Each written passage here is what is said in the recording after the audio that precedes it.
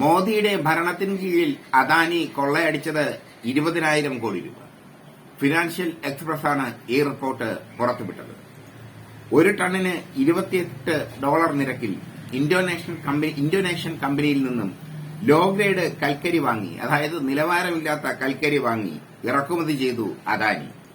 അത് Tamil Nadu generation and distribution കമ്പനിക്ക് വിറ്റു.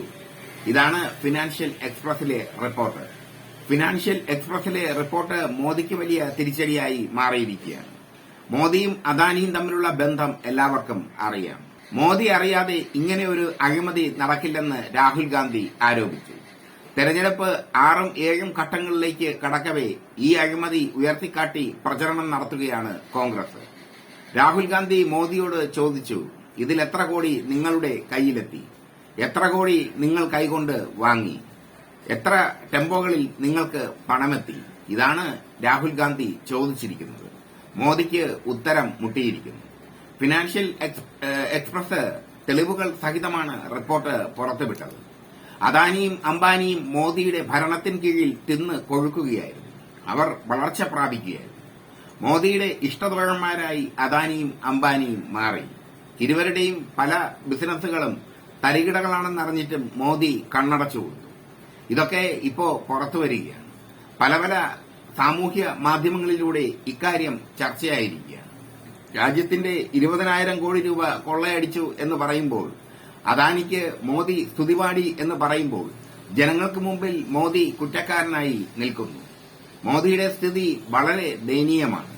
അദാനിയും അംബാനിയുമെന്നും എന്നും മോദിയോടൊപ്പം കാണില്ല. ഭരണം പോയാൽ മോദി ഒന്നുമല്ല. ഭരണം പോയി കഴിഞ്ഞാൽ മോദിക്ക് നേരെ അന്വേഷണത്തിന്റെ പെരുമഴ തന്നെ ഉണ്ടാകും. ഇലക്ട്രൽ ബോണ്ട് അഴിമതി അടക്കമുള്ള കാര്യങ്ങൾ ഇന്ത്യ മുന്നണി അധികാരത്തിലെത്തിയാൽ അന്വേഷിക്കുമെന്ന് രാഹുൽ ഗാന്ധി പറഞ്ഞു കഴിഞ്ഞു. ഇന്ത്യ മുന്നണിയുടെ കുതിച്ചുകയറ്റം മോദി ഒരിക്കലും പ്രതീക്ഷിച്ചില്ല. ഇന്ത്യ മുന്നണിയുടെ കുതിച്ചുകയറ്റത്തിൽ ഇപ്പോൾ ആകെ മൊത്തം തകർന്ന് തരിപ്പണമായിരിക്കുകയാണ് മോദി. അതിന് പിന്നാലെയാണ് അദാനിയുടെ അഴിമതിക്കഥ വന്നത്. അദാനി അഴിമതി കാട്ടിയെന്ന് ചൂണ്ടിക്കാണിച്ചിട്ടും മോദി മിണ്ടാതിരുന്നു എന്നാണ് രാഹുൽ ഗാന്ധിയുടെ ആരോപണം. മാത്രമല്ല, അദാനി ഈ തരികിടയിലൂടെ ഉണ്ടാക്കിയ പണത്തിൽ ഒരു പങ്ക് മോദി കൈപ്പറ്റിയെന്ന ഗുരുതരമായ ആരോപണവും രാഹുൽ ഗാന്ധി ഉന്നയിച്ചിരിക്കുന്നു. കോൺഗ്രസിനെ സംബന്ധിച്ചിടത്തോളം നല്ലൊരു വടിയാണ് കിട്ടിയിരിക്കുന്നത്. ആ വടി നന്നായി പ്രയോജനപ്പെടുത്താൻ രാഹുൽ ഗാന്ധിയും ടീമും തീരുമാനിച്ചിരിക്കുന്നു. എന്തായാലും ഇനി കോൺഗ്രസിന്റെ അങ്ങോട്ടുള്ള പ്രചരണം 20,000 കോടി രൂപ കൊള്ളയടിച്ചു മോദി എന്നതായിരിക്കും. മോദിക്ക് ഇതിന് ഉത്തരം പറയാൻ പ്രയാസമായിരിക്കും. കാരണം കൊള്ളയടിച്ചത് മോദിയുടെ പ്രിയപ്പെട്ട സുഹൃത്തായ അദാനിയാണ്. അദാനിക്കും അംബാനിക്കും 2014 ശേഷം ഇന്ത്യയിൽ വലിയ വളർച്ചയാണ് ഉണ്ടായത്.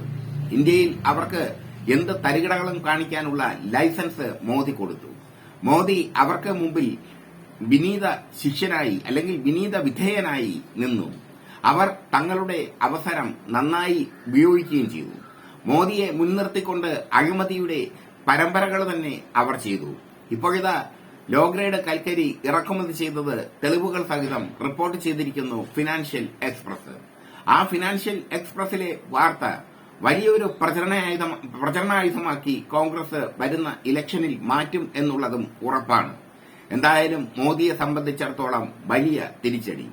5 ഘട്ട തെരഞ്ഞെടുപ്പ് കഴിഞ്ഞപ്പോൾ മോദിയുടെ നില പരിങ്ങലിലാണ്. വാതുവെപ്പുകാരുടെ സർവേയിലും മറ്റ് സർവേയിലും ഒക്കെ പറയുന്നത് ഇന്ത്യ മുന്നണി കേവല ഭൂരിപക്ഷം നേടി അധികാരത്തിൽ വരും എന്നാണ്. മോദി 400 സീറ്റൊക്കെ കിട്ടുമെന്ന് പറഞ്ഞെങ്കിലും ഇപ്പോൾ എങ്ങനെയെങ്കിലും അധികാരത്തിൽ വന്നാൽ മതിയെന്ന മട്ടാണ്. അതിനുവേണ്ടി പല വിധത്തിലുള്ള തന്ത്രങ്ങൾ മോദി പണിയുന്നുണ്ട്. മതവിദ്വേഷ പ്രസംഗമടക്കമുള്ള തന്ത്രങ്ങൾ. പക്ഷെ അതൊന്നും ഏൽക്കുന്നില്ല. മതവിദ്വേഷ പ്രസംഗം മോദി നടത്തിയത് അദ്ദേഹത്തിന് ബുമറാങ് പോലെ തിരിച്ചടിയായി മാറി. എന്തായാലും 20,000 കോടി രൂപ കൊള്ളയടിച്ചു എന്ന വാർത്ത ഇപ്പോൾ ഫിനാൻഷ്യൽ റിപ്പോർട്ടിൽ വന്നതോടുകൂടി കോൺഗ്രസ് ഉണർന്നെണീറ്റിരിക്കുകയാണ്. രാഹുൽ ഗാന്ധി അത് ആയുധമാക്കി മാറ്റിയിരിക്കുന്നു.